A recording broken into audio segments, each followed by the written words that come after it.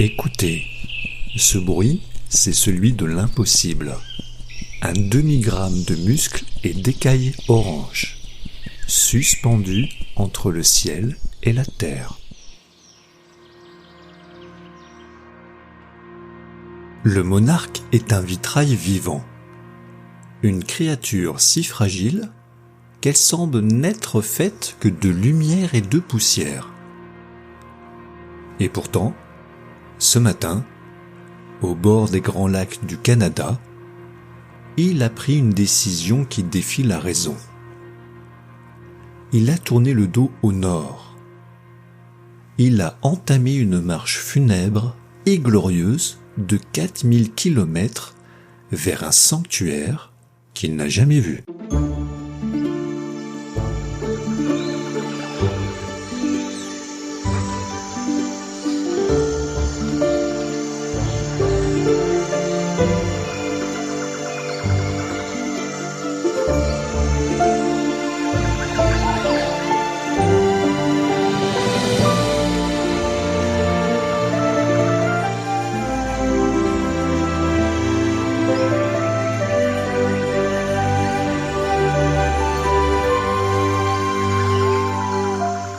Les énigmes sauvages.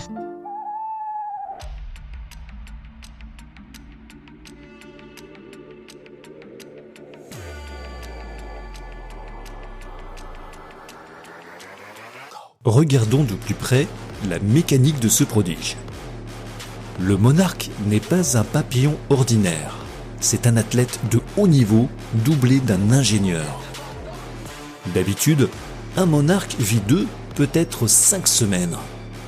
Mais à l'approche de l'automne, une génération spéciale naît. Ils sont suspendus dans le temps. Ils ne se reproduisent pas immédiatement. Ils économisent tout.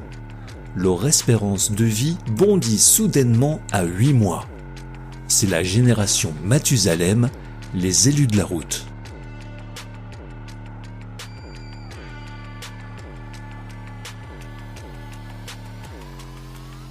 Comment font-ils pour ne pas se perdre? Ils possèdent une boussole solaire compensée par le temps. Leurs antennes captent la position du soleil, tandis que leurs yeux perçoivent la lumière polarisée même par temps couvert. Plus fou encore, ils ont des magnétorécepteurs. Ils sentent littéralement les lignes du champ magnétique de la Terre. Ils ne volent pas au hasard, ils glissent sur les autoroutes de l'invisible.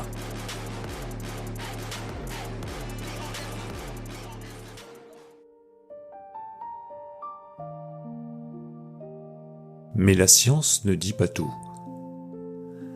Car voici l'énigme qui nous fait basculer dans la métaphysique. Le monarque qui arrive au Mexique n'est jamais le même que celui qui est parti au printemps.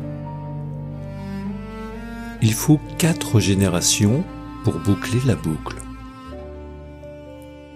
Celui qui se pose sur les sapins Oyamel au Mexique est l'arrière-petit-fils de celui qui a quitté ces mêmes arbres 6 mois plus tôt.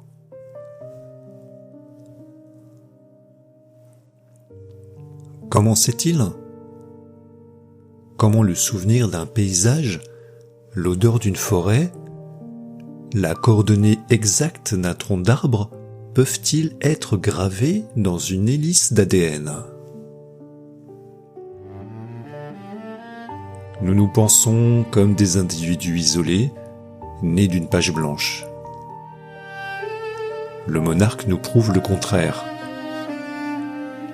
Nous portons en nous des chemins que nous n'avons pas tracés, des peurs qui ne nous appartiennent pas, et des destinations qui ont été choisies par nos ancêtres.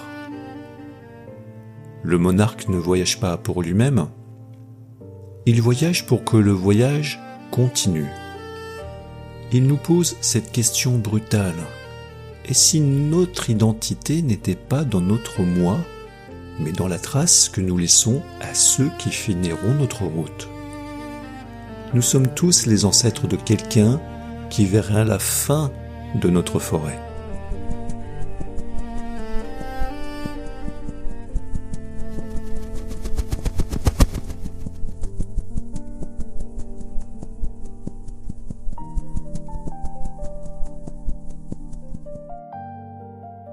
Au sommet des montagnes mexicaines, le voyage s'achève.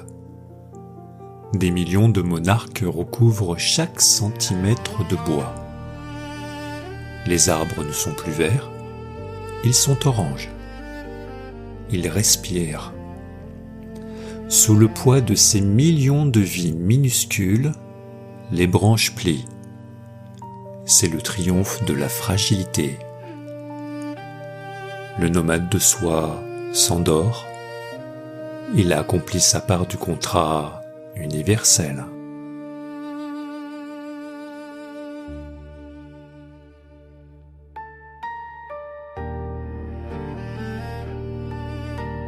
Écoutez et réécoutez les énigmes sauvages sur votre plateforme de podcast favorite.